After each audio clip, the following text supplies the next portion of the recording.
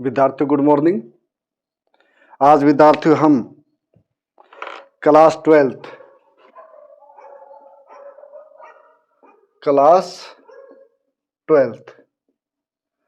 का चैप्टर 8 बच्चों किसका भाग है? ये पार्ट 2 का जो आपकी बुक है एनसीईआरटी, ठीक है, उसका भाग है ये। चैप्टर नाम बच्चों पीजेंट्स, जमींदार एंड स्टेट, ये नाम है कि भाई किसान, जमींदार और राज्य है। ठीक है विद्यार्थियों, अब बच्चों बहुत ही आपके अनुसार मैं कहूं कि एक बड़ा चैप्टर है, ठीक है, लेकिन मैं ये कहूं कि भाई समझने के लिए बड़ा छोटा चैप्टर है। क्लियर? बिल्कुल ठीक है, ये प्रमुख बात है। मैं बार बार उसी बात पे जोर देता हूं बच्चों कि जो कंसेप्ट है ना, इसको समझ लो आप कि भी कंसेप्ट क्या कहते हैं। ठीक है, जैसे फिजिक्स में होती है, केमिस्ट्री में होती है, मैथमेटिक्स में होती है, इसी प्रकार जो हिस्ट्री है, पॉलिटिकल साइंस है, ज्योग्राफी है, इनमें भी होती है। जबकि ज्योग्राफी तो यह है कि कुछ विश्वविद्यालय इसको एज ए साइंस डील करते हैं, कुछ इसको आर्ट्स डील करते हैं, ठीक है। लेकिन उसके बावजूद भी जो ह्यूमैनिटीज के सब्जेक्ट है उनकी भी अपनी कंसेप्ट है। अब मैं ये कहूं कि भाई रैयत, तो एक तरह से कंसेप्ट है, क्योंकि इसका मतलब है कि इसका मतलब है किसान है, और इसका जो प्लूरल है वो रियाया है, और इसका दूसरा नाम मुजरियान ये है, और इसको अगला नाम आसामी ये भी है, ठीक है। कि भी कंसेप्ट का मतलब ये कि भी उसको खोल के बताना, समझाना, और कि इसका मतलब है क्या, इससे तात्पर्य बच्चों। इसलिए मैं ये कहूंगा कि जो गांव के बच्चे हैं उनके लिए चैप्टर बहुत आसान है, लेकिन जो शहर के बच्चे हैं जिनको गांव के सिस्टम नहीं पता कि भी गांव क्या है, कि भी जमींदारी क्या है, जमींदार, ठीक है, और कृषक जो समाज है, कृषक समाज, उसमें महिलाओं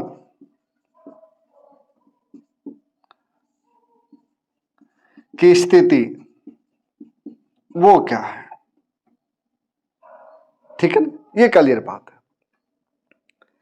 क्योंकि इस बात को जो गांव के बच्चे हैं जिनकी बैकग्राउंड गांव की है वो ज्यादा समझते हैं, ये नहीं कि शहर के नहीं समझते, थोड़ा फर्क है बस। क्योंकि ये बेसिक बात है, गांव और शहर में ये जो बेसिक अंतर ये है कि गांव का जो सिस्टम है, जो आधार है, that is based on agriculture और एनिमल हस्बेंड्री, ठीक है ना, कि यहां पे कृषि और पशुपालन होता है। यहां की जनसंख्या कम है, यहां की जो बेसिक जो सुविधाएं हैं, एम्यूनिटीज, वे कम है। शहर में इंडस्ट्री होती है, इसकी जनसंख्या ज्यादा होती है, इसमें एग्रीकल्चर और एनिमल जो रेयरिंग है वो नहीं है। यहां पे जो बेसिक जो फैसिलिटीज है वो ज्यादा है, लेकिन उसके बावजूद भी सबका जो आधार है, जो बेस है, वो बच्चों फर्स्ट सेक्टर होता है। जैसे इकोनॉमिक की टर्म है कि प्राइमरी सेक्टर, सेकेंडरी सेक्टर और टर्सरी सेक्टर।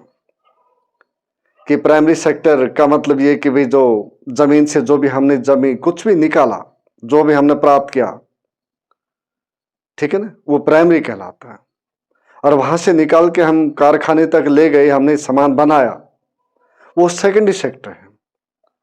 और वहां से बने सामान को, तैयार सामान को हमने पहुंचा दिया बाहर,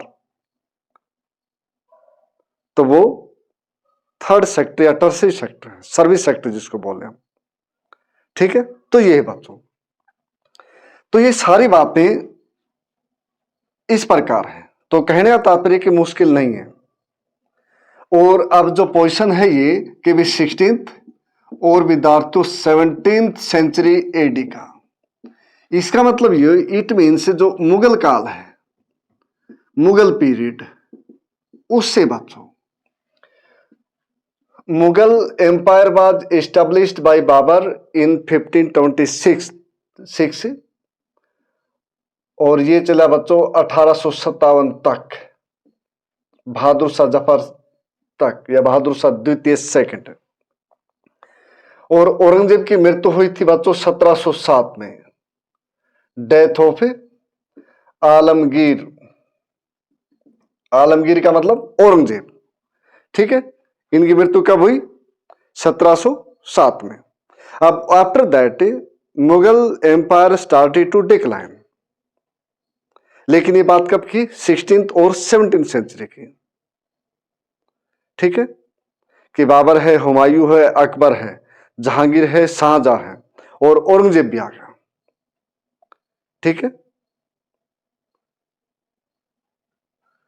क्लियर विद्यार्थियों?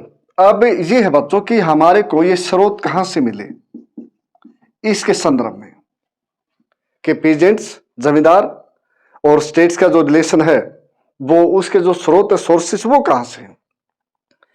एक तो बच्चों आईने अकबरी, पहला स्रोत। दूसरा MGR, महाराष्ट्र, गुजरात और राजस्थान। क्लियर? इस प्रकार याद रख सकते हो आप। दस्तावेज, यहां से जो कागज जो राजधानी से दूर थे, वहां से जो हमारे को दस्तावेज मिले, वहां से स्रोत मिले हमारे को, वो हमने एज ए सोर्सेस यूज किए। अगली बात ये कि जो यूरोपियन कंपनी आई थी, यूरोपियन कंपनीज, इनसे बेसिकली ईस्ट इंडिया कंपनी। ठीक है, यहां से। तो ये स्रोत हमारे पास है। अब इन्हीं से हमारे को जो स्रोत मिले और उसी से हमने इतिहास बनाया, उस समय की जो समकालीन बातें थी वो हमने इकट्ठी की, वही किताब में लिखा हुआ, छपा हुआ है। क्लियर है? तो मैं ऐसा मानता हूं विद्यार्थियों कि भी आपको किसी प्रकार की समस्या नहीं आएगी। मैं बेसिक जो कंसेप्ट है उसी को समझाऊंगा। चैप्टर बड़ा, अगर स्कूल में मैं होता तो मिनिमम इसको 1 सप्ताह से लेकर 10 दिन तक लगाता। ठीक है, तो ये ध्यान रखो आप। इसको साफ कर दो अब यहां से बच्चों।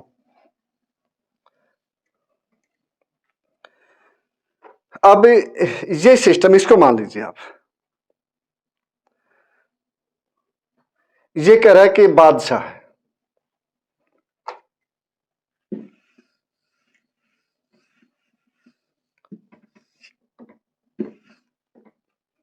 ठीक है बच्चों, कि ये बादशाह, जबकि इनकी जो असली उपाधि थी बादशाह नहीं थी बच्चों, बादशाह थी मुगलों की।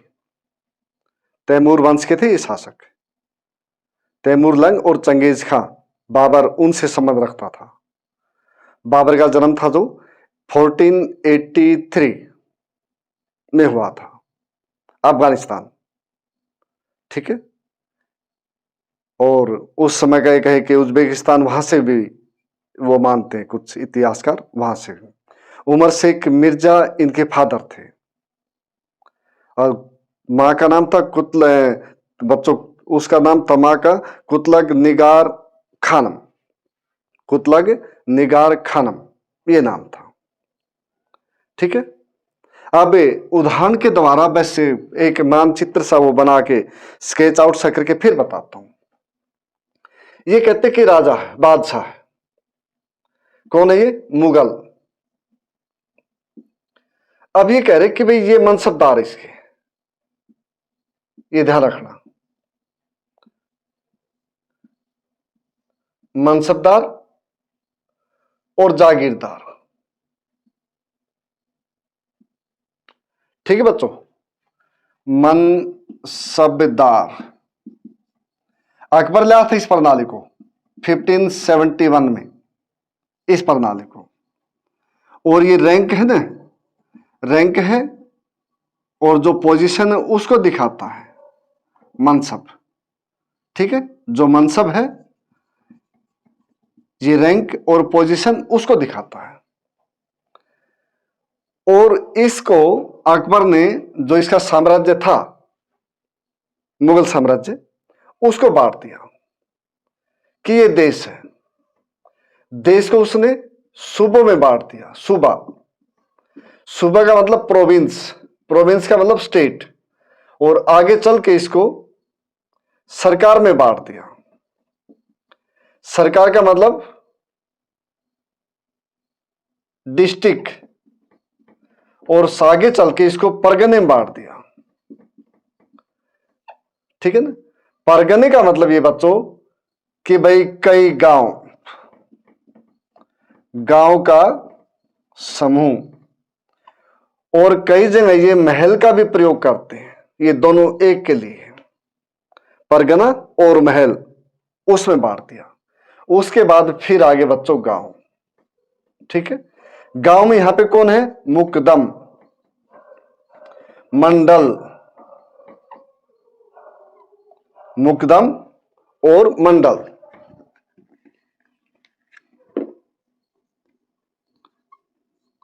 और बच्चों मुखिया। ठीक है, ये ध्यान रखना, मुकदम, मंडल और मुखिया गांव का ये है। और इसकी हेल्प करने के लिए यहां पे पटवारी है, इसकी हेल्प करने के लिए। सूबे का जो अध्यक्ष है वो सूबेदार है। ठीक है, सर उसके बाद सरकार, फिर परगना। परगना, महल। एक बात, महल कुछ स्थानों पे था बंगाल साइड में। ठीक है, तो महल कुछ स्थानों पे था, फिर उसको बांट दिया गांव में।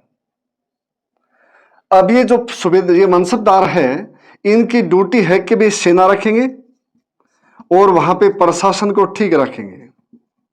और इनके पास जो मनसबदार है, इनके पास है सैनिक क्षमता, जात और सवार। जात और सवार। जात का मतलब सैनिक और विद्यार्थियों, सवार का मतलब घोड़ा। क्लियर बच्चों? ठीक है। पीजेंट्स, जमींदार एंड स्टेट, ये पॉइंट लिखिए। गांव है, कृषि है, आधार है। ठीक है ना, कृषि का आधार गांव है। जमींदार है, इसके बाद जमींदारी है। इसका मतलब है कि जो खेत है, जो भूमि है, उसका जो हक है ये इसका है। ठीक है ना। कृषक समाज में फिर महिलाओं की स्थिति, फिर मजदूर। ठीक है विद्यार्थियों, मजदूर, फिर दस्तकार, दस्तकार। ठीक है ना जी, इस प्रकार समझो, ये थे। क्लियर है? अब इसके पास जात है, सवार है। ये मिनिमम 10 से मनसबदार से होकर के ये 5000 तक होता था मनसबदार का पद। ठीक है, 5000 तक होता था, ये ध्यान रखो बात।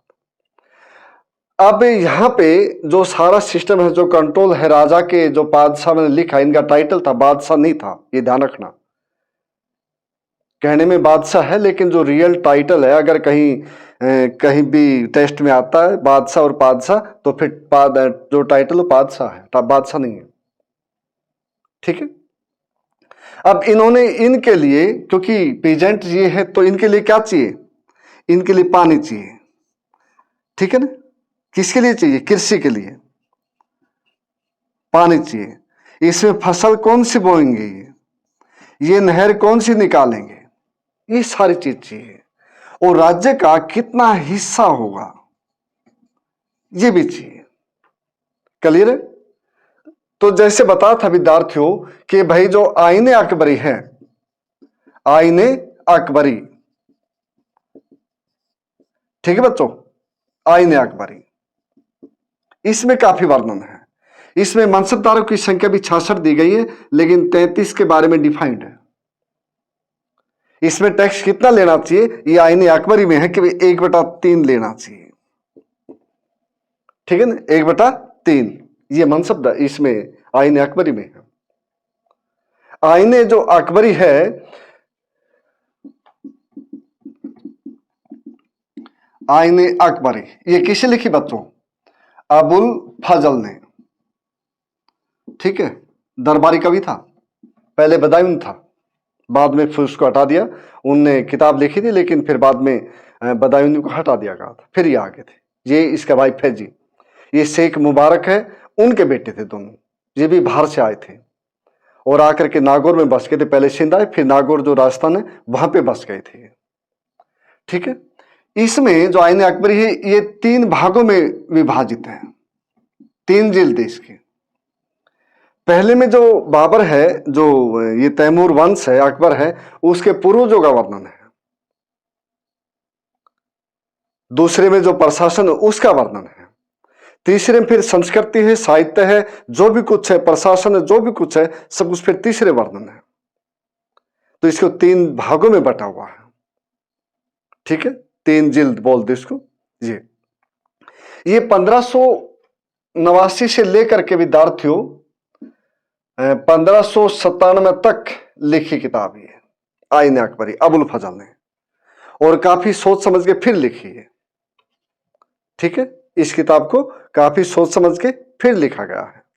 तो इस प्रकार विद्यार्थियों जो ग्रामीण क्षेत्र था उसका जो आधार है, या साम्राज्य का उस समय का जो आधार है, वो टोटली कृषि के ऊपर आधारित है, ठीक है।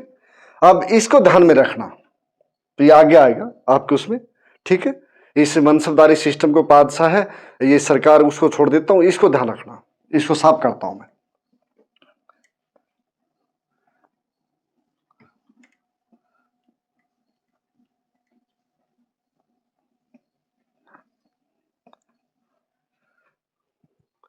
मैंने कहा बच्चों के जो कंसेप्ट है ना, बस उसको समझ लो आप,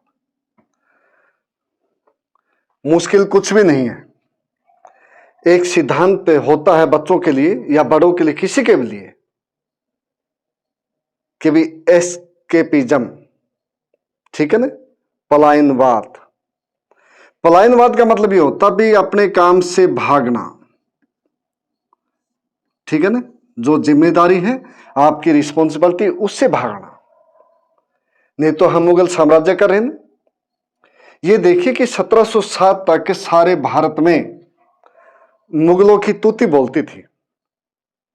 हम चाहे कुछ भी कहें, बहुत से मतलब फेसबुक के, व्हाट्सएप, इंस्टाग्राम के जो विश्वविद्यालय है, ये यूनिवर्सिटीज है अभी जो इस्टेब्लिश्ड हुई है, वो लिखते हैं, क्योंकि समाज में एक रूमर फैलाने के लिए कि नहीं हम ये थे, हम ये थे। लेकिन मैं ये मानता हूं बच्चों के हिंदू हो चाहे मुस्लिम हो, हम सब भारतीय हैं, ये भावना होनी चाहिए। सिख है, ईसाई है, जैन है, बौद्ध है, पारसी है, all of us, first of all we are Indian. ये कंसेप्ट है तो देश आगे बढ़ेगा। पलायनवाद बता रहा हूं, भागना, ठीक है ना, पलायन करना, पलायनवाद।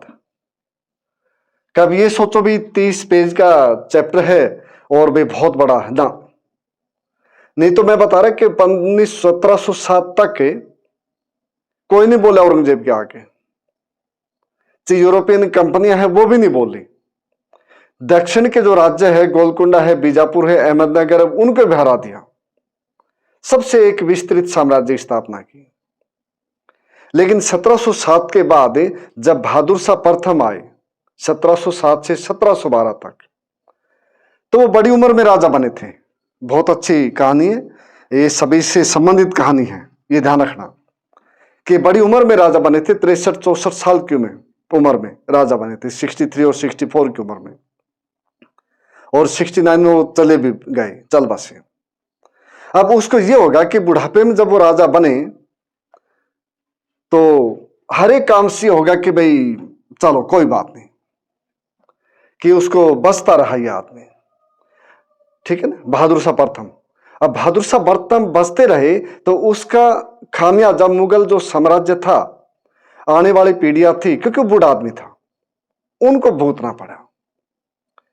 मुगल साम्राज्य था, उसका जो कोर्ट था उसमें गुट बन गए, जो उसके नवा रियासतें दूसरी खड़ी हो गई, बंगाल, हैदराबाद, अवध, इस प्रकार की। राजपुताना में खड़े हो गए, सिख खड़े हो गए, इस प्रकार हुआ।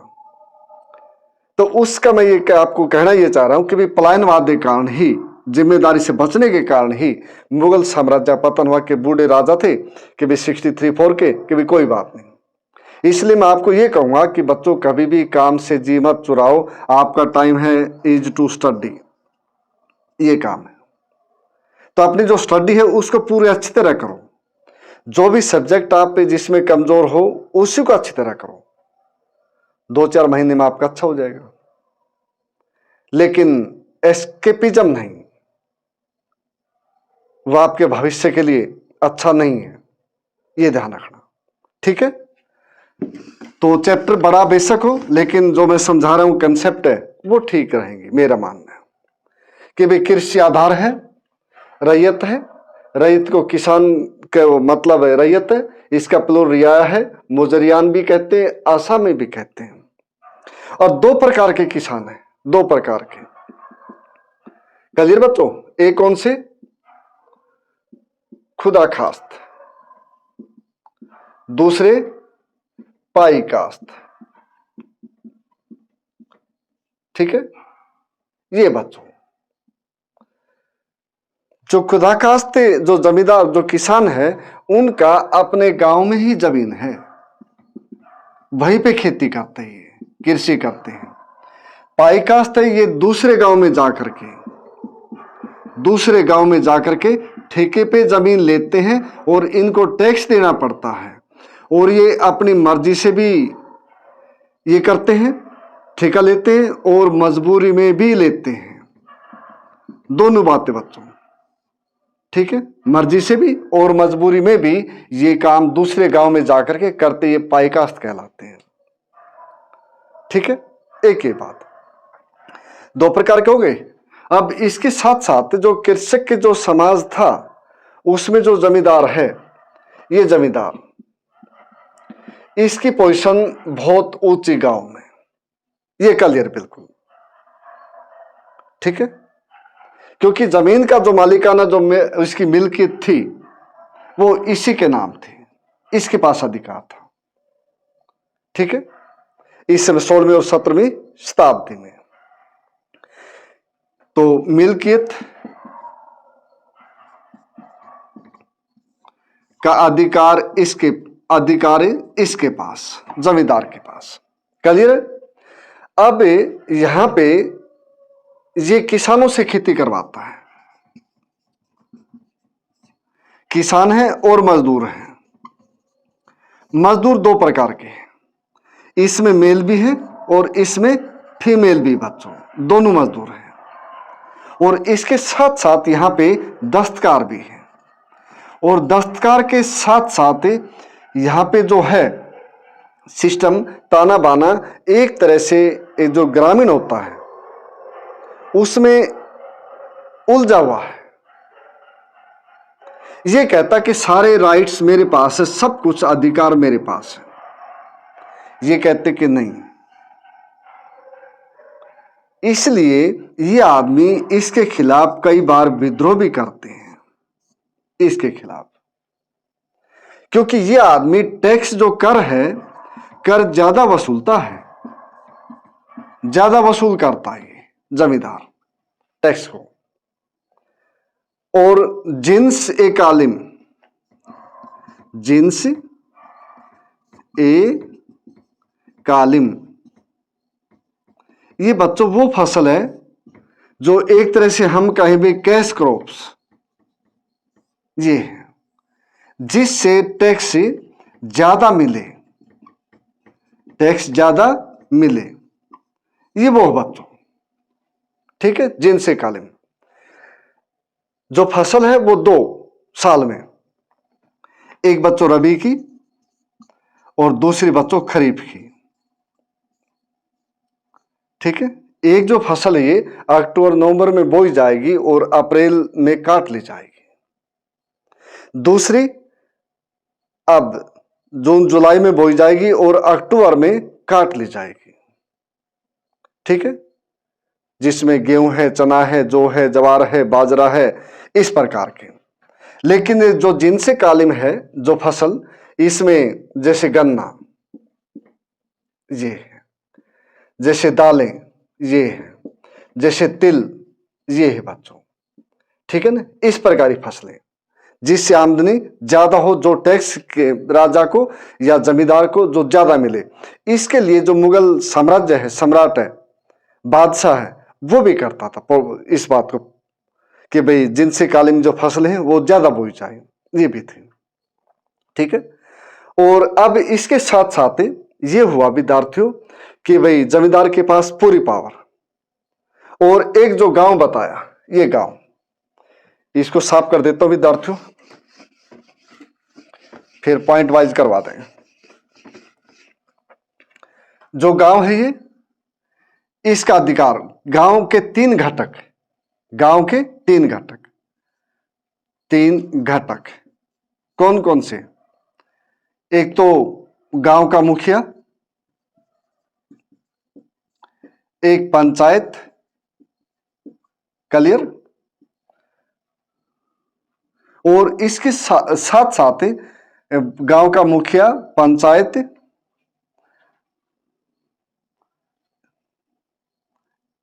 मजदूर, और यहां पे लिख लो बच्चों किसान।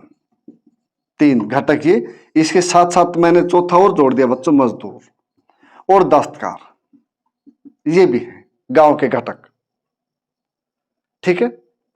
क्योंकि सारा जो काम है जो गांव का जो मुखिया है इसको करना है। गांव के मुखिया को मंडल भी बोलते हैं, गांव के मुखिया को मुकदम भी बोलते हैं, ये भी बोलते हैं, ठीक है। पंचायत है, ये सारे फैसले ये करते हैं, ये अपना जन्म सिद्ध अधिकार मानते हैं गांव के पंचायत। एक तरह से मैं कहूं कि बूढ़ो जो आदमी थे, बूढ़ों का समूह वो करता था। ये भी किसके पे आधारित थे? कि जाति पर, विद्यार्थियों, जाति पर आधारित था। क्योंकि भारतीय समाज की जो वर्ण व्यवस्था है, अगर हम इसको कहें कि भी ब्राह्मण, क्षत्रिय, वैश्य और शूद्र बच्चों, तो जो 2 वर्ण है ये ब्राह्मण और क्षत्रिय, इनके आपस में साठगांठ थी कि दोनों मिलकर के इन दोनों वर्णों का शोषण कैसे किया जाए। इस प्रकार ये 16वीं 17वीं शताब्दी की बात है, ठीक है ना, जिसमें लोकतंत्र नहीं था, जिसमें राजतंत्र था, ये उस समय की बात है, ठीक है। तो एक तरह से बूढ़ों का समूह था ये, क्योंकि जाति आधार था और धर्म के अनुसार ही न्याय था, संविधान के अनुसार नहीं। कभी सोचो कि जो रिपब्लिक डे है कि 26 जनवरी 1950 को देश रिपब्लिक घोषित हुआ, बना, उससे नहीं, धर्म के अनुसार कि मुस्लिम जो धर्म उसकी शरीयत है वो क्या कहती है, और हिंदू जो धर्म है उसकी जो मनुस्मृति या दूसरी बृहस्पति स्मृति है या नारद स्मृति, कातान स्मृति, दयाभाग है, ये क्या कहते हैं, मिताक्षरा है, ये क्या कहते हैं। एक नहीं था, ये खास बात ध्यान रखिए। जबकि मुस्लिम है उसके लिए धर्म न्याय एक था, ये खास बात सुन लीजिए कि जो शरीयत कहती वही है, लेकिन हिंदुओं के लिए एक नहीं था। कहीं पे दाई भाग लागू था, कहीं पे मिताक्षरा लागू थी, कहीं पे मनुस्मृति लागू थी, कहीं पे दूसरी और जो पुस्तकें थी वे लागू थी, इस प्रकार था, ठीक है। तो ये इस प्रकार एक बूढ़ों का समूह का है जाति आधार पे, इसलिए न्याय नहीं हो पाता था। जो निचले तबके के आदमी थे या निचले भारतीय समाज के अनुसार निचले जो पायदान पे जो जाति आती थी उनके साथ न्याय नहीं हो पाता था। ये भी खास बात थी। ठीक है, किसान थे, इस पे यहां पे कोई भी झगड़ा होया तो फैसला ये करेंगे भाई पंचायत। फैसला कौन करें बच्चों? ये पंचायत करेगी। अब जो पंचायत थी ये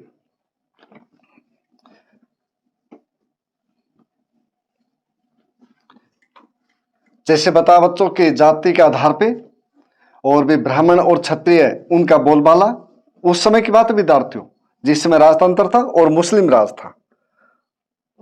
ठीक है, उस समय की बात बता रहा हूं क्योंकि प्रमुख कारण यही है देश का, विडंबना यही है कि जो पंचायतें बनती हैं उसमें पढ़े लिखे आदमी नहीं चुने जाते। भले ही किसी जाति को किसी धर्म के हो, ये फर्क नहीं पड़ता, लेकिन पढ़ाई का बहुत फर्क पड़ता है।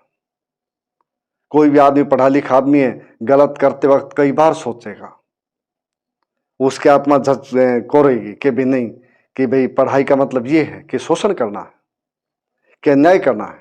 ये कारण प्रमुख है। अब जो भी फैसले होते, जहां यहां जो भी झगड़े होते, सारे के सारे पंचायत के माध्यम से सुलझाने का प्रयास किया जाता। ये बात थी।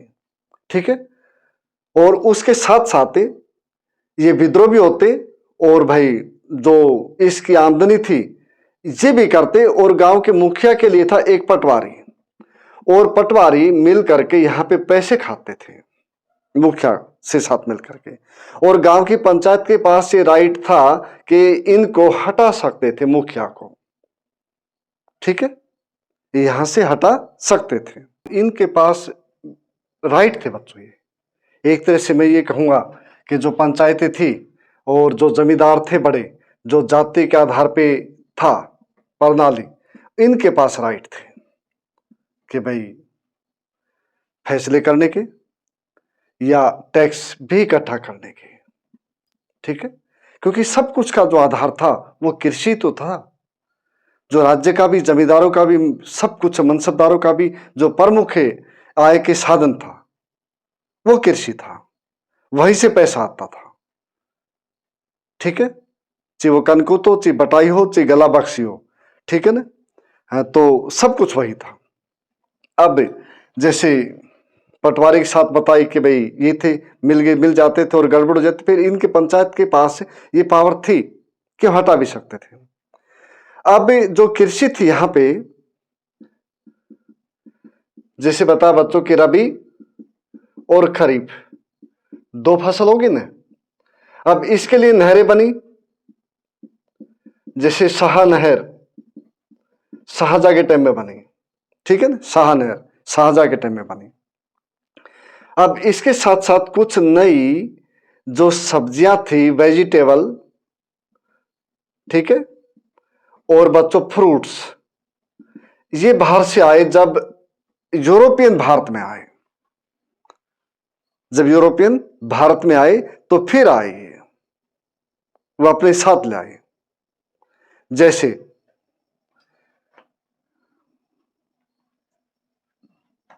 मिर्च, हरी मिर्च,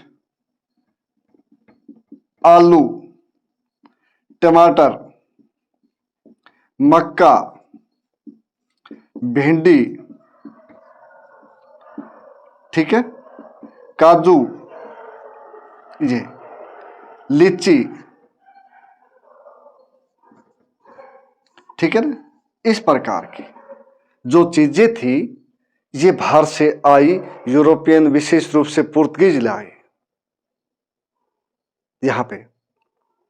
ठीक है, और बाहर से ही एक नशे की भी चीज लाए, जैसे चाय, टी बोलते इसको, कॉफी, ये भी बाहर से आई बच्चों।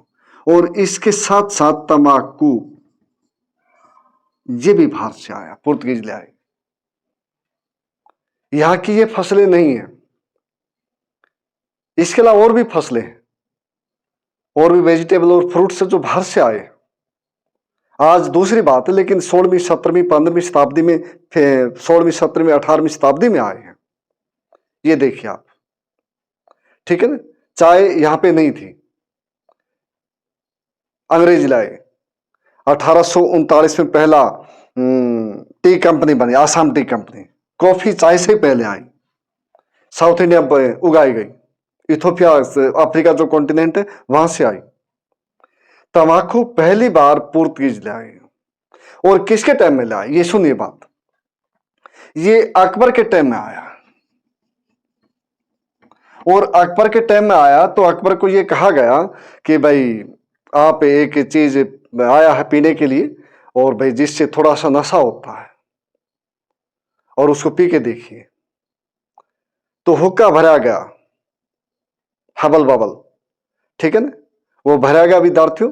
और उसके साथ जब अकबर ने पहली उसको कस लगाई, या जैसे देसी भाषा में कहूं मैं, घूंट मारी, तो अकबर को खांसी उठी। अकबर को खांसी उठी तो अकबर ने उसको मना कर दिया, हटा दिया, नहीं ये अच्छी नहीं, इसको बंद करो। तो एक तरह से कहें कि अकबर ने परमिशन नहीं दी, नहीं अच्छी नहीं है। ये अकबर की बात है, अकबर महान ऐसे नहीं है। अकबर ने यह भी कहा था कि भी बड़ी उम्र में शादी करनी चाहिए। अकबर ने यह भी कहा था कि शादी ज्यादा नहीं होनी चाहिए। अकबर ने यह भी कहा था कि हिंदू मुस्लिम एकता हो। अकबर ने यह भी कहा था कि ये जो रानियां, हिंदू रानियां हैं मेरी, ये अपने धर्म का ही पालन करें, इनको मुसलमान बनने की जरूरत नहीं है। इसलिए महान बनने के लिए बातें भी और कार्य भी दोनों के दोनों करके दिखाने पड़ते हैं। जब इतिहास के पन्नों में दर्ज होते भी कौन महान था कौन नहीं था, ठीक है। तो ये हुआ। उसके बाद फिर जहांगीर जो इसका बेटा आया सलीम, उसने इसके ऊपर बैन कर दिया कि बैन भाई, सलीम ने, ठीक है ना। जहांगीर के बचपन नाम सलीम है, और लेकिन बाद में आते आते 17वीं शताब्दी तक ये सारे उसमें फैल गया, भारत में, सारे भारत में ये फैल गया पदार्थ। ये हुआ, ठीक है। इस प्रकार चाय भी, कॉफी भी और तंबाकू भी ये चले। एक और जिक्र है कि बाबरनामा, बाबरनामा, या हम कहें तुझ के ए बाबरी, ये पुस्तक है बच्चों। किसने लिखी है? ये बाबर ने लिखी। 1483 में जन्म हुआ था और 1530 में मृत्यु हो गई थी बाबर की।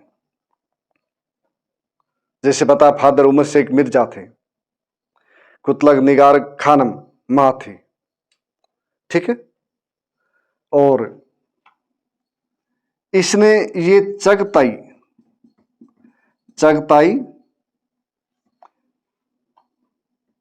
तुर्की भाषा में लिखी इस पुस्तक को। अकबरनामा फारसी में है, ये ध्यान रखना, ये तुर्की भाषा में है। और तुर्की भी कौन सी? चगताई, जो बिल्कुल पुराने समय की थी, वो है पुस्तक, उसके भाषा का नाम, उसमें लिखी। तो बाबर जिक्र करता भारत के जो मौसम है उनका जिक्र करता है, और विशेष रूप से बाबर रहट का जिक्र करता है, जो कृषि के लिए पानी जो खेतों में दिया जाता उसका जिक्र करता है। बाबर कहता कि सरहिंद, दीपालपुर, ठीक है ना, सरहिंद, दीपालपुर, इन हिस्सों में रहट से खेतों में पानी दिया जाता था, ठीक है ना। सरहिंद, दीपालपुर, सिंध का भी, फिर आगरे का भी जिक्र करता बात कि रहट प्रणाली वहां से। जबकि रहट का पहली बार जो जिक्र है बच्चों, वो 13वीं और 14वीं शताब्दी में है। ये खास बात है। उस समय से इसका पालन होता रहा, लेकिन एक विशाल उसमें क्षेत्र में ये नहीं फैला था। सिंचाई के लिए इसका प्रयोग करते थे, ठीक है। अब ये हुई कि भी जो बात चली थी कि भी फसलें ये हुई और दूसरी हुई, उससे ये हुआ कि इनकम बढ़ गई, और इनकम बढ़ी तो उससे ये हुआ कि जनसंख्या भी बढ़ी। जो देश की जनसंख्या 1600 ईस्वी में 13 करोड़ के आसपास थी, एक्यूरेट नहीं है, ये ध्यान रखना, कई एजेंसियों का ये आकलन है, एस्टिमेट है, कुछ कहते भी 10 करोड़ थी अकबर के समय में, जो अकबर की जो डेथ है 1605 में हुई थी। कुछ कहते 13.5 करोड़ थी, एक डाटा नहीं है, ठीक है, लेकिन मैंने विकिपीडिया से उठा के 13.5 करोड़ की बात करते हुए, विकिपीडिया एक तरह से ठीक माना जाता है। और 1600 ईस्वी में 1700 में ये 16 करोड़ पहुंच गई बच्चों। इसका मतलब जो उत्पादन बढ़ा था उसका असर दिखा, उससे जनता की जो थी जनसंख्या वो बढ़ी, जनता बढ़ गई, उससे ये हुआ, क्योंकि फसलें नई नई आई थी, कृषि में उत्पादन बढ़ा था, इसका मतलब राज्य खुशहाल था, ये बात भी है, ठीक है। तो इसको साफ करूं।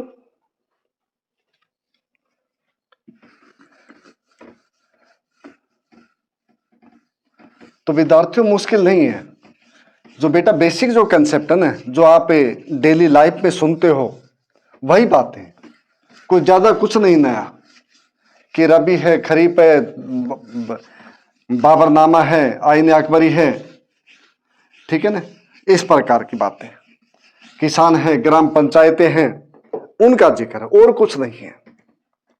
पंचायतें आज भी हैं, जाति आधार पे भेदभाव आज भी होता है, बेशक संविधान लागू है, ये बात सभी को पता है, लेकिन मैं फिर यही कहूंगा कि पहले से काफी सुधार हुआ विद्यार्थियों, और समय के अनुसार देश और अच्छा बनेगा अगर सरकारें सिस्टम को ठीक और दुरुस्त करती है तो, ठीक है। तो ये बात, अब पंचायत हुई कि भी सारे राजपाट सब कुछ पावर उनके पास। अब ये पंचायतें हैं जो, इसके पास अपना एक खजाना भी है, जो अपने नहर बनाने में, कुएं खोदने में, तालाब खोदने में, इस प्रकार का काम करते, जो सार्वजनिक काम उसके लिए काम करते, बांध बनाने में, ठीक है। और इसके साथ साथ जो गांव की जो संख्या थी, जैसे मैंने कहा कि मजदूर ये भी थे बच्चों, दस्तकार ये भी थे, महिलाएं ये भी अभिनांग थे, ठीक है ना।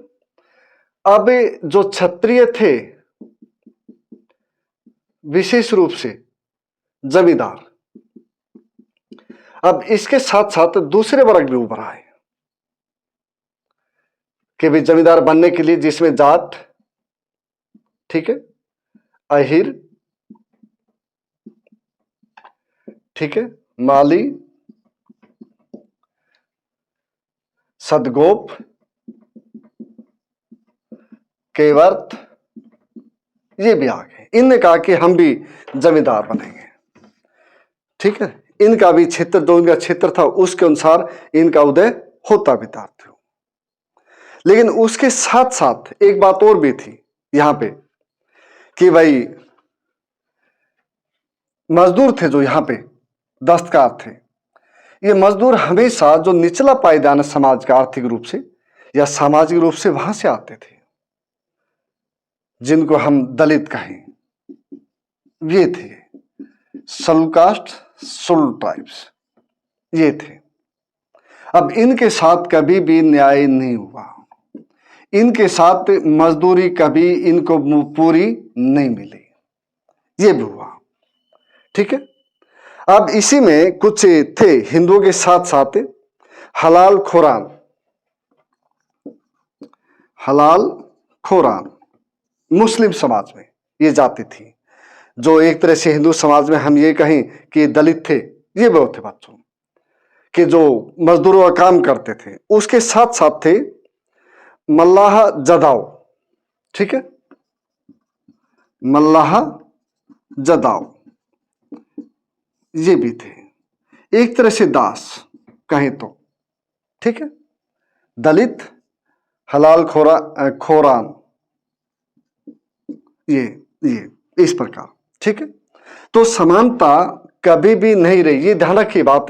समानता गांव में एक तो जाति आधार पे और दूसरे बच्चों लिंग के आधार पे कभी भी समानता नहीं रही। ये क्लियर, बिल्कुल क्लियर, साफ, क्योंकि एजुकेशन नहीं थी। सबसे बड़ी बात यह है, लोकतंत्र नहीं था, जुडिशरी सिस्टम नहीं थी,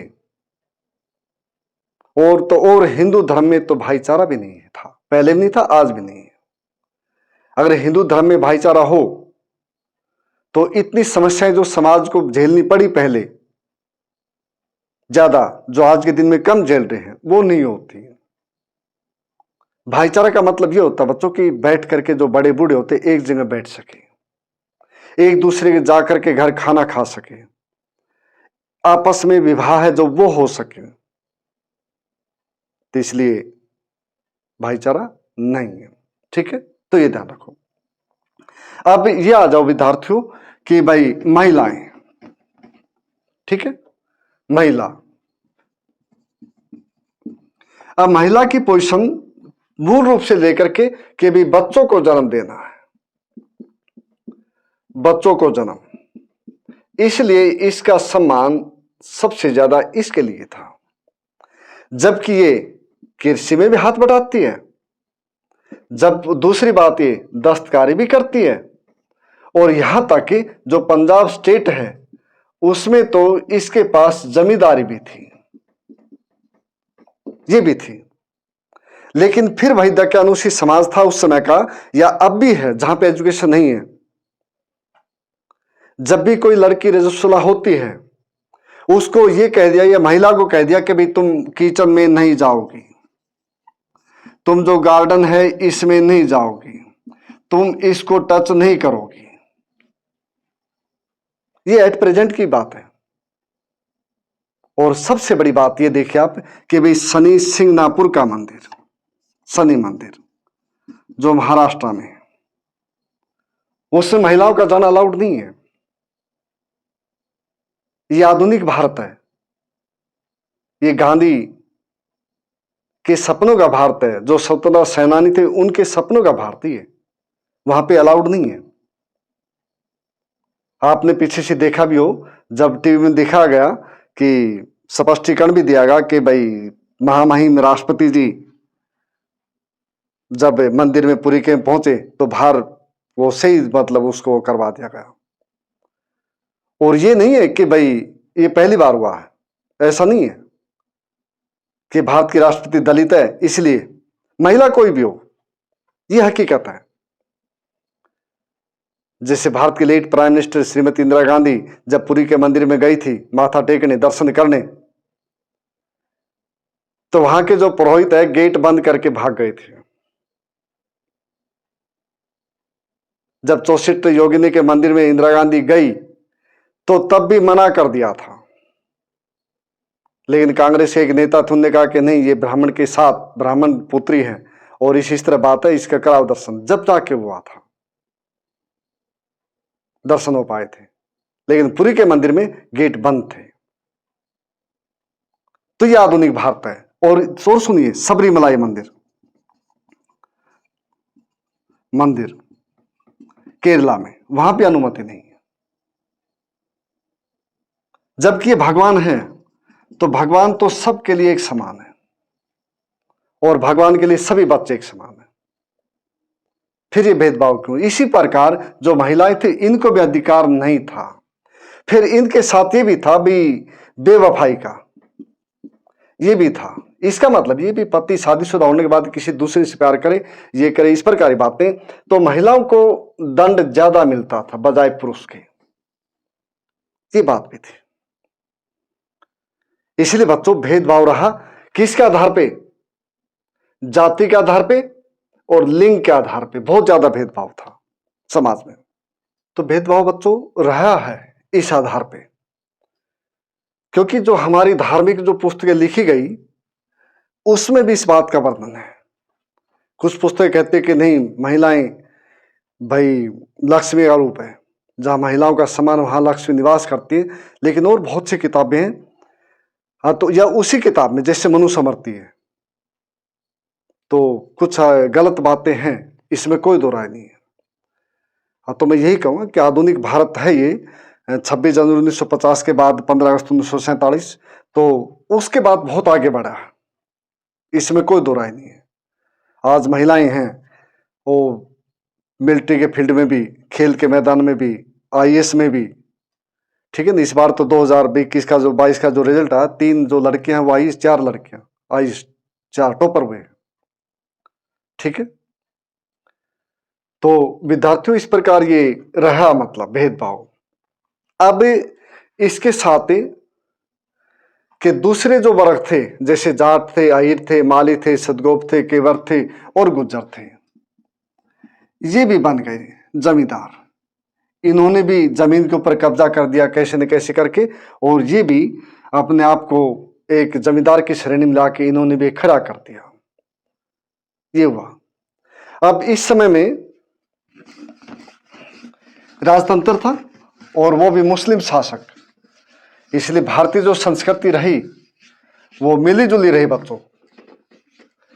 हिंदू और मुस्लिम जो हम जिसको कहते भी गंगा और जमुना जो तहजीब है, वो विकसित होने का मौका मिला बच्चों, विशेष रूप से मुगलों के टाइम में, अकबर विशेष रूप से, शाहजहां है, जहांगीर है, उसके टाइम में, और औरंगजेब के टाइम में नहीं, ठीक है ना। औरंगजेब के शासन को अच्छा नहीं मानते, जो उदारवादी इवन जो मुसलमान है वो भी नहीं मानते, दूसरे भी नहीं मानते, ठीक है।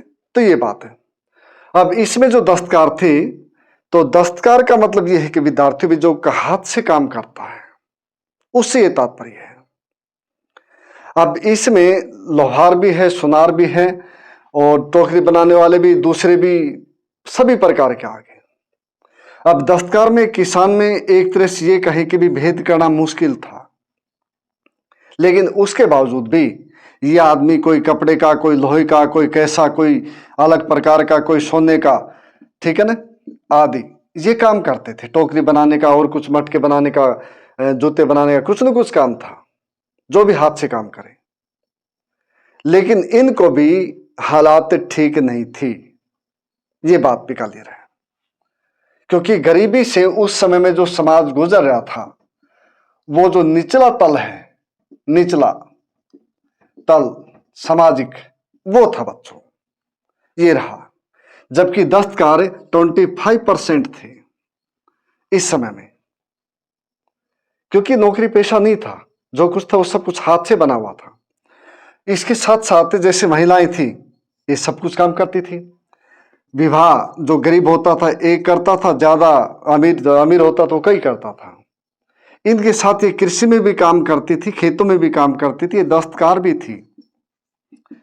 और इनके ऊपर बेवफाई उनका भी आरोप लगता था, ये विधवा भी थी, विधवा, इनका पुनर्विवाह वो भी था।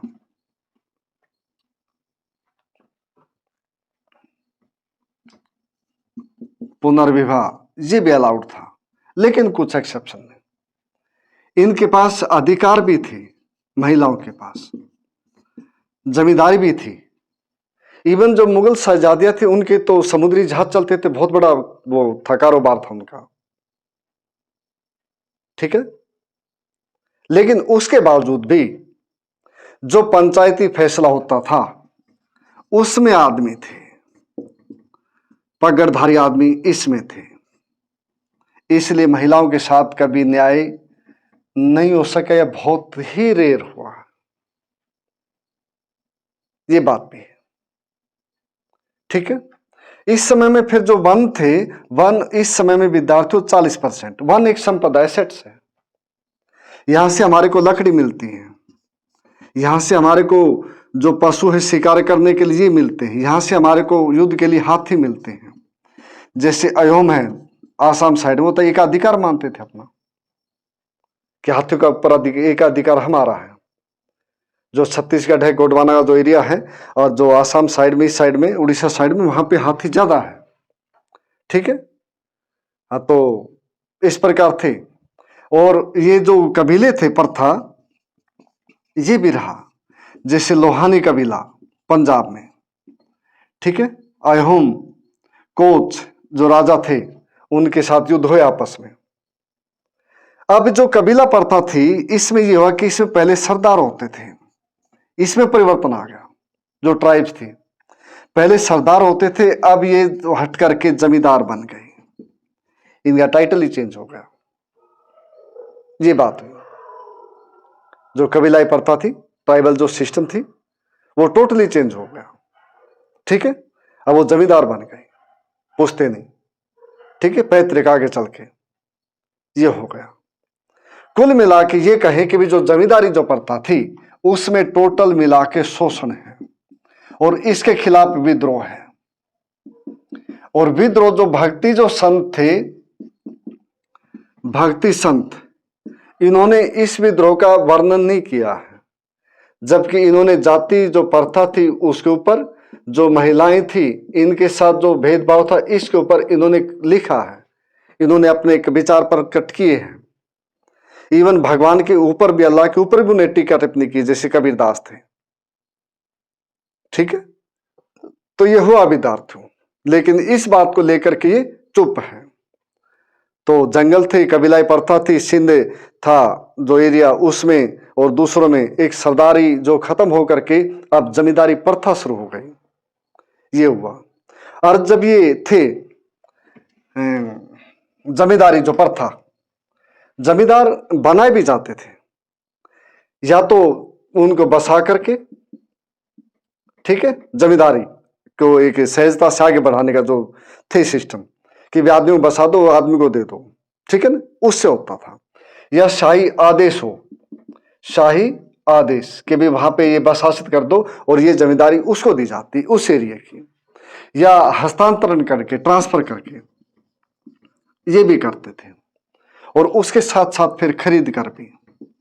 इसका मतलब ये कि इस समय में खरीद फरोख्त ये भी होती थी इसकी, जमींदारी की, और जमींदारी बनाई जाती थी और मिटाई जाती थी, ये भी रहा इसमें।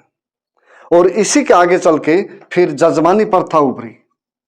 जजमानी प्रथा ये बच्चों के जो जमींदार है, ये ध्यान रखो, ये जो जमींदार है इसको सेवाएं देने के लिए दस्तकार है,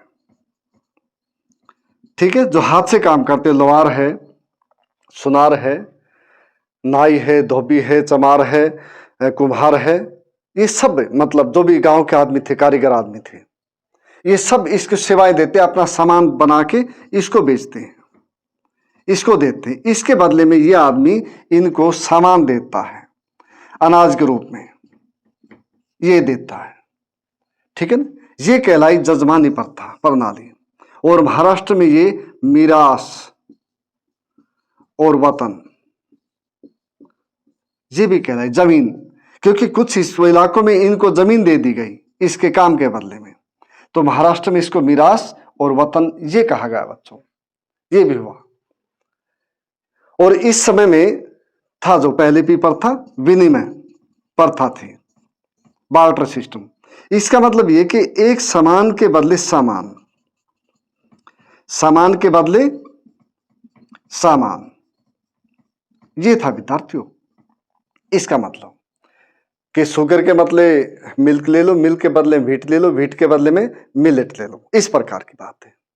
लेकिन यहां पे आकर के जब ये 16वीं 17वीं शताब्दी यूरोपियन कंपनियां, तो यहां पे मुद्रा आ गई, करेंसी, ठीक है, करेंसी आ गई। अब यहां पे जो मुगल साम्राज्य था उसमें एक तो मोहर, मुहर या मोहर, ठीक है, मोहर, दूसरा रुपया, तीसरा दाम, ये सोने की है, गोल्ड की, रुपया सिल्वर का 178 ग्रेन का, ये तांबे का है, कॉपर का, ये मुद्राएं आ गई। क्योंकि अर्थव्यवस्था ने थोड़ी सी प्रगति की जमींदारी आधार पे की, दस्तकार थे, किसान थे, मजदूर थे, उनके पास पैसा आया, गांव में फिर ये बन गए, हाट बन गए, जिसको हम बोलते बाजार। और बाजार से क्या हुआ कि जो रुपया था, जो मुद्रा थी, उसका प्रचलन बढ़ गया। इसलिए उसमें जो बाजार था उसमें गतिशीलता या मोबिलिटी है वो आई विद्यार्थियों, इसका प्रमुख कारण ये रहा, ठीक है। तो ये ध्यान रखो कि भाई एक तरह से जमींदारी प्रथा हम कहें कि भी शोषण के ऊपर आधारित है, बगैर शोषण के कुछ भी नहीं है। क्योंकि राजा भी यही चाह रहा है कि भी शोषण करके फिर टैक्स किया जाए, और इस समय में एक बात और विशेष रही कि जो टैक्स था, कर था, लगान था, ये था कि भी उसको नकद लिया जाए, नगद या नकद, ठीक है, इस रूप में। लेकिन उसके साथ साथ दूसरे भी थे कि भी सामान उसके रूप में भी ले सकते हैं, ठीक है, सामान है उसके रूप में भी ले सकते हैं। और जो राज्य का हिस्सा था वो था 1/3 भाग, 1/3 भाग, ये राज्य का हिस्सा था। इसलिए जो मुगलों के टाइम में 16वीं और 17वीं शताब्दी में प्रगति हुई, इसमें कोई दो राय नहीं है। लेकिन जो नीचे का जो तबका था और जो महिलाएं थी, उनके हालात उतने अच्छे नहीं थे जितने अभिजाते जो इलीट वर्ग है उसके थे। उनके हालात इतने अच्छे के नहीं थे, ठीक है। जबकि एक फोर्ब्स जो पत्रिका है, ये पत्रिका बच्चों वर्ल्ड वाइड, ये ध्यान रखना, या तो फोर्ब्स या ईएस, इसमें या ईएस, ये पत्रिका है, ये वर्ल्ड के भी रिचेस्ट आदमी कौन है हर साल निकालती है। तो इसने अपने अनुमान के अनुसार ये कहा कि जो मुगल पीरियड है वो भारत के लिए गोल्डन पीरियड था, गोल्डन एज ये था, कि इसमें जो एक्सपोर्ट है ये ज्यादा हुआ और इंपोर्ट कम हुआ, ठीक है, इंपोर्ट विद्यार्थियों कम हुआ। ये पत्रिका इसके डाटे, मेरे नहीं है। जिसको ये कहते हुए बिल गेट्स से पहला बन गया, और जो दूसरे आदमी हैं बेजोस से वो पहले बन गए, और आजकल जो स्पेस एजेंसी बनाई जिनने ट्विटर खरीद लिया कि वो पहले बन गए, ये करती हैं, ये डिक्लेयर करती है कि उसके पास इतने बिलियन ट्रिलियन कैपिटल है, उस बारे में ये करती है। जबकि गांव एक इस समय में आ करके एक तरह से हम कहें कि रिपब्लिक वो बन गया था, क्योंकि सब कुछ उसके इर्द गिर्द था। कृषि इसके ऊपर आधारित थी, टैक्स ये पे करते थे, ठीक है ना, सारे जो काश्तकार थे वो यहां रहते थे, शोषण था इनका होता था। एक तरह से कहें कि गणराज्य, छोटा गणराज्य ये था अपने आप में गांव। 16th और 17th जो सेंचुरी थी इसमें विद्यार्थी हूं, ठीक है, इसको साफ कर दूं अब।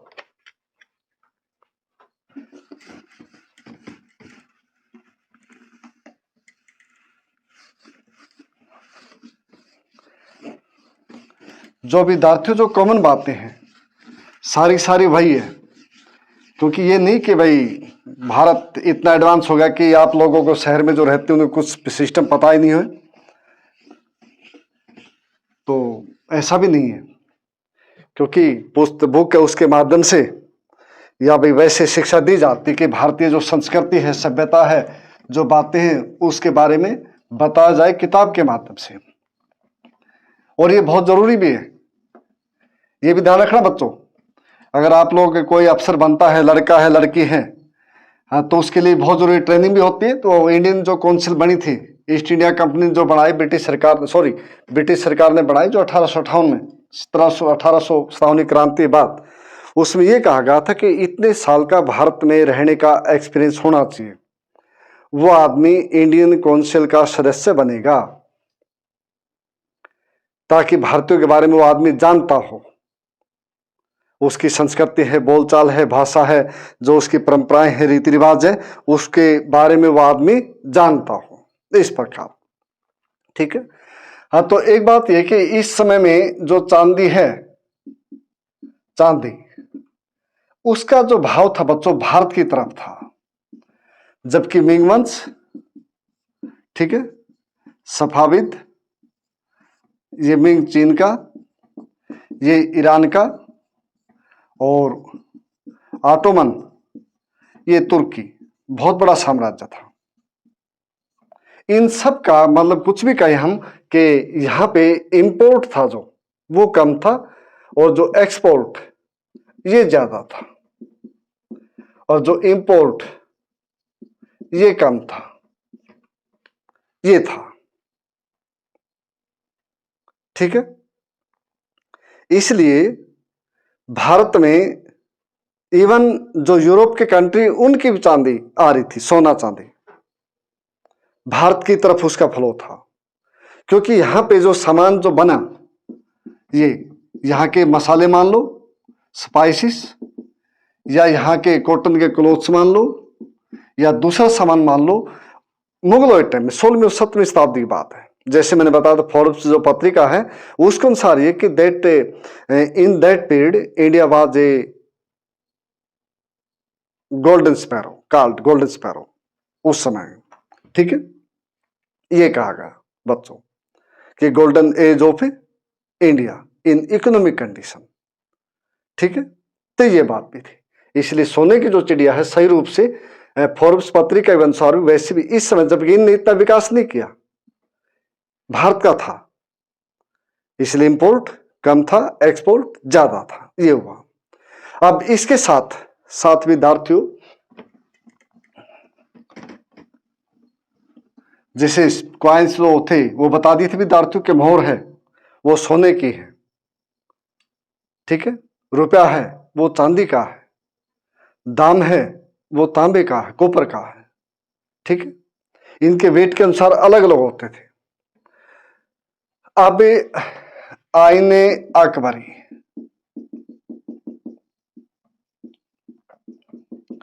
कि 1589 से लेकर के 1597 तक लिखी गई।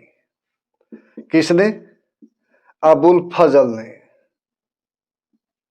मुबारक शाह का बेटा था अबुल फजल और फैजी दोनों। ठीक है, और 5 बार इसको अमेंड किया इसने, उसके बाद फिर उतारी मार्केट में। और ये 3 भागों में बटी हुई बच्चों, इसके 3 क्या कहें हम, 3 भाग है पुस्तक के, या 3 जिल्द है, 3 जिल्द है। पहले जो 2 भाग है इसमें एक तो इसके पूर्वज अकबर के, फिर दूसरा शासन, और तीसरा आईने अकबरी। कौन सा भाग है ये? आईने अकबरी तीसरा भाग है। किसका भाग है? अकबरनामा। मूल पुस्तक ये है विद्यार्थियों, अकबरनामा। जैसे हम गीता के बारे में पढ़ते ना कि गीता एक पवित्र पुस्तक है, लेकिन गीता तो महाभारत का भाग है। इसी प्रकार आईने अकबरी अकबरनामा का भाग है, वो भी तीसरा भाग है। तो अकबरनामा जो लिखा गया अबुल फजल के द्वारा, इसके 3 जिल्द, 3 भाग, इसके मतलब कि जो राज्य है, साम्राज्य है, उसके बारे में वर्णन करना था और राज्य को एक प्रस्तुतिकरण देनी थी। और ये भी था कि भी किसी ने बगावत नहीं की, एक सुंदर चित्रण है इसके बारे में। ठीक है, तो ये भी था विद्यार्थियों। और इसके साथ इसमें जो दिया गया कि कर प्रणाली, इसके बारे में, जो भी प्रशासन है उसका भी, जो न्याय है इसका भी, जो राज्य है उसकी ड्यूटीज है, वो सब कुछ दिया गया इसमें। ठीक है, यही जो बात है इसमें, जैसे अकबरनामा में ही, इसमें आईने अकबरी में भी, अकबरी में उसमें दिया गया कि जो जमीन है वो उसके प्रकार, पोलज,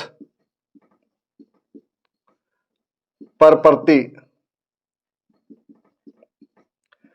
चच्चर या छच्छर, ठीक है ना, और बंजर, 4 भाग बच्चों। ठीक है, पोलज, परपर्ती, छच्छर और बंजर। पोलज ये है कि भाई जो उपजाऊ जमीन है, जो उपजाऊ जमीन है विद्यार्थियों, पोलज है, जिसको हर साल फसल 2-3 इस प्रकार ली जाती है।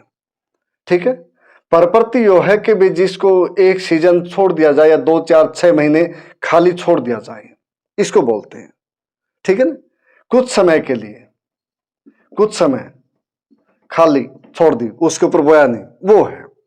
छच्छर वो है जो 3 से 4 साल तक खाली पड़ी रहे, जिसके ऊपर कुछ नहीं बोया जाए, वो है बच्चों छच्चर जमीन, चरचर जमीन। ठीक है। बंजर वो है जो 5 साल से ज्यादा, 5 या 5 से ज्यादा जो खाली पड़ी है जमीन, उसको बोलते हैं बंजर जमीन। क्लियर। फिर इसी में जो टैक्स प्रणाली थी, कर प्रणाली जो आधार था, जैसे कनकूट, कनकूट ये लिया गया शब्द। बटाई, बटाई को क्या बोलते थे? भावली, ये भी बोलते थे। बटाई को भावली ये बोलते थे। लंक बटाई, ठीक विद्यार्थियों, लंक बटाई। और खेत बटाई,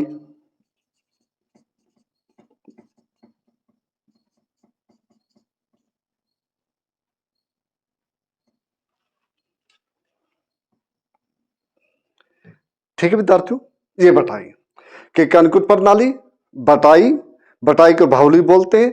उसके बाद खेत बटाई, लंक बटाई या लांग बटाई, इसको दूसरी भाषा में ये लांग बटाई ये बोलते बच्चों, लांग बटाई ये बोलते हैं। क्लियर है। अब ये कहते हैं बिकन, कि बिकन का मतलब अनाज होता है, कूत हिस्सा हो गया। ठीक है। इसके बारे में ये है। ये मूल रूप से मुजफ्फर खां और टोडरमल मल इनकी देन है। टोडरमल ने विद्यार्थियों जनरल नॉलेज का प्रश्न एक और के भाई शेरशाह सूरी का अधीन भी काम किया था। ठीक है।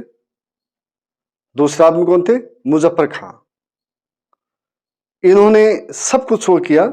ये जो बटाई है, ये सारे जो सिस्टम ज्यादा है, इनको सबको भूल जाओ आप। इसको टोडरमल सिस्टम कहें या भी दसाला सिस्टम कहें, दसाला प्रणाली या प्रथा ये कहें। इन्हें क्या किया टोडरमल ने कि पिछले 10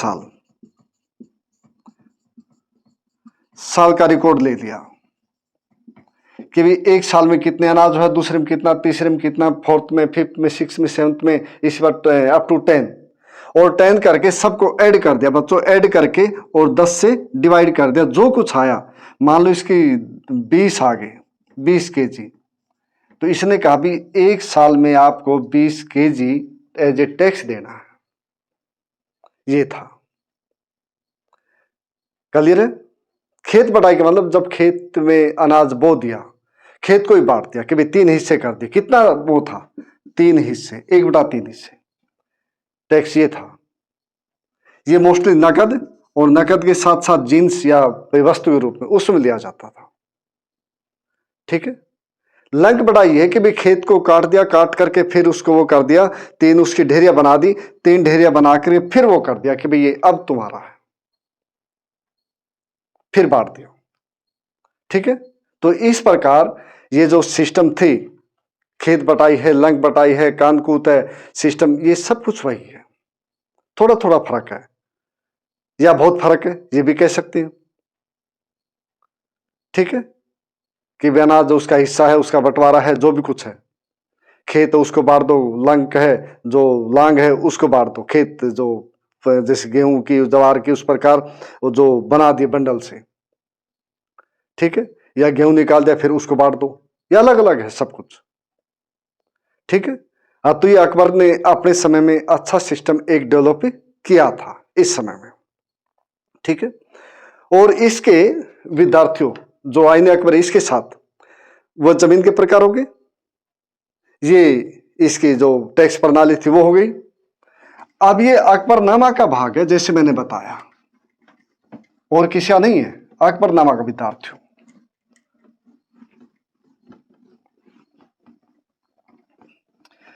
अब अकबरनामा 3 भागों में बटा। पहले में भाई पूर्वज शासन, फिर दाइन अकबरी, ये तीसरा हिस्सा है अकबरनामा का। अब अकबरनामा के 5 भाग और हैं, 5 भाग और है, 5 तरह से बंटवारा इसका और हो रखा विद्यार्थियों। ठीक है। 5 तरह से बंटवारा इसका और हो रखा है। वो भी इसी आधार पे है कि मंजिले आबादी, पहला, दूसरा सिपह आबादी, मंजिले आबादी, सिपह आबादी, इस प्रकार ये रखा। और उसके बाद तीसरा मुल्क आबादी। इसके बाद जो फोर्थ और फिफ्थ भाग है, 1 2 3 चौथा और पांचवा, इसमें बच्चों धर्म, साहित्य और रीति रिवाज, इनका वर्णन है एटसेट्रा, यो दिया गया है। जिसमें फिर सूबे आगे, वही बात आ गई, परगने आगे, परगना, सरकार, ये महल, सरयुगल, जो दान में दी हुई जमीन, उसका वर्णन, ये सब कुछ आईन अकबरी में है। ठीक है। अकबरनामा, अकबरनामा का मतलब ये कि अकबर के बारे में जानकारी। ठीक है ना। अकबर का इतिहास एक तरह से ये कहें हम। और अकबरनामा का जो फिर ट्रांसलेशन किया वो Asiatic society of Bengal, Asiatic society of Bengal, इसने किया बच्चों। कौन थे? जेम्स प्रिंसेप,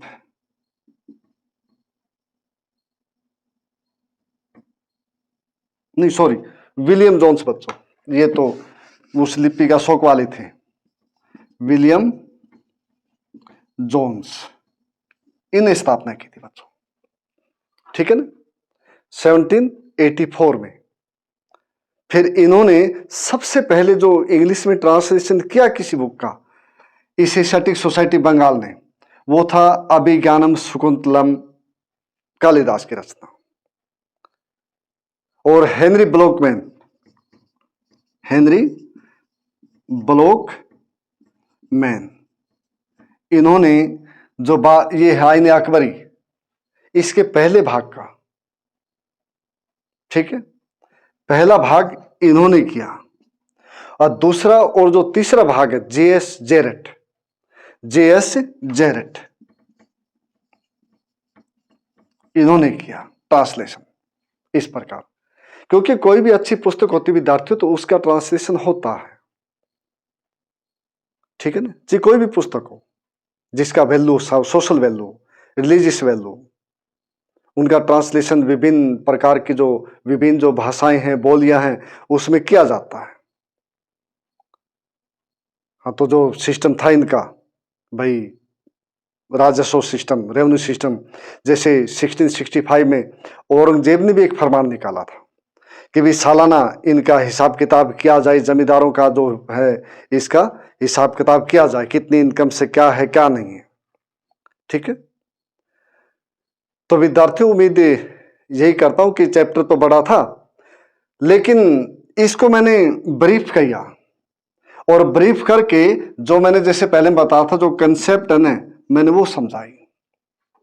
क्या अकबरनामा 3 भाग, बाबरनामा तुजके बाबरी तुर्की में, ये फारसी में, जमींदार, नए जमींदार, ब्राह्मण क्षत्रिय, पहले क्षत्रिय थे, फिर अहीर, गुज्जर, जाट, माली, सदगोप, केवर्थ, ये आ गए, मजदूर, महिलाओं की पोजीशन डाउन रही, इसमें कोई दो राय नहीं है, लेकिन एक्सपोर्ट हमेशा ज्यादा रहा।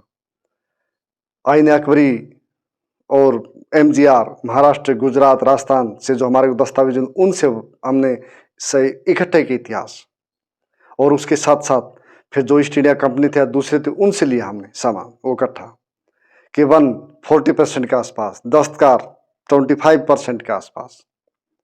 शोषण के ऊपर आधारित थी सारी व्यवस्था, विद्रोह भी होते थे, इसमें कोई दो राय नहीं। इस प्रकार जो बच्चों बड़ी जो कंसेप्ट थी ना, जो मूल बातें थी, मैंने उसको समझाने का प्रयास किया। और एक बार पढ़ो समझो बच्चों, मुश्किल नहीं है, मैं यही कहूंगा। मुश्किल है तो बेरोजगारी में जीना मुश्किल है, फिर रोटी नहीं है 2 वक्त की, इज्जत वाली, ठीक है ना, इज्जत की रोटी नहीं है। नहीं तो एक बात बताऊं मैं लास्ट में, कि जिस समय में बहादुर शाह जफर को यहाँ से 1858 में ले जाया गया बर्मा रंगून में, और 1862 में मृत्यु हो गई उनकी। जनवरी मेरे ख्याल में अक्टूबर में ले जा गया था, अक्टूबर 1858 में। 2 बेटे एक पोते को हडसन ने गोली मार दी थी, और 3 दिनों तक चांदनी चौक पे डेड बॉडी लटकी रही थी, ताकि दूसरे आदमी हिम्मत न करें। ठीक है। तो इनका एक और बेटा था, मिर्जा जवान बख्श। मिर्जा जवान बख्श ये था बच्चों। इसने दिल्ली की सड़कों पे भीख मांगी है लास्ट में। ये ध्यान से सुनना, इसलिए मेहनत जरूरी है, पलायन नहीं करना। मैंने कहा ना, इज्जत की रोटी मिलनी चाहिए। सब कुछ होते हुए दिल्ली की सड़कों पे इसने भीख मांगी है, इसने रात को भी मांगी है। अगर किसी आदमी ने इसको पहचान लिया तो उसने इसको सलाम किया, नमस्कार किया, जो भी मान सम्मान दिया, मान सम्मान भी दिया उस आदमी ने, और इसको भीख भी दी है। इसलिए बेटा मेहनत करो, नहीं तो लाल किला, ताजमहल, जामा मस्जिद, बहुत सारे भवन हैं इनके बनाए और इनके पूर्वजों के बनाए। और इसलिए जो पेरेंट्स जो कर गए स्थापित, उनको आगे लेके चलो। ठीक है ना। तो उम्मीद यही करूंगा कि भी एक नई सोच के साथ आगे बढ़े, जिससे देश भी बढ़ेगा। ठीक है। तो जय हिंद।